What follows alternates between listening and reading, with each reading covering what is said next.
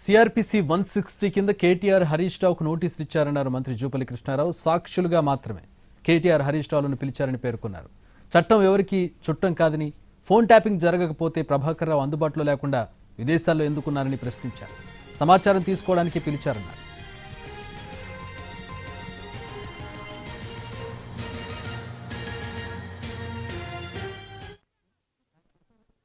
Section 160 CrPC మిమ్మల్ని నేరస్తులుగా పరిగణించలే, మిమ్మల్ని సాక్షులుగా.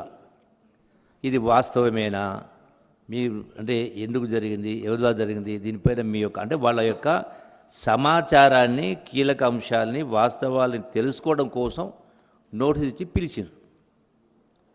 సో ఇది చట్టం అనేది ఎవరికి చుట్టం అనేది కాదు. దీనిలో తప్పేముంది? మిమ్మల్ని అంటే సమాచారం కోరడితేనే మిమ్మల్ని ఏదో కేసులు పెట్టి మిమ్మల్ని అరెస్ట్ చేస్తున్నట్టుగా, ఇంకోటి చేస్తున్నట్టుగా అనేటువంటి కార్యక్రమాలు జరగలే కదా.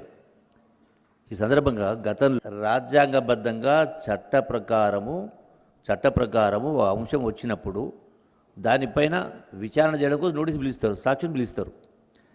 మరి నిజంగానే ఒకవేళ ఈ ఫోన్ ట్యాపింగ్ అంశంలో జరగలేదని మీరు అంటా ఉన్నారో, జరగకపోతే ఎందుకని మరి ఇంటెలిజెన్స్ ఉన్నటువంటి ఆ ప్రభాకర్ రావు గారు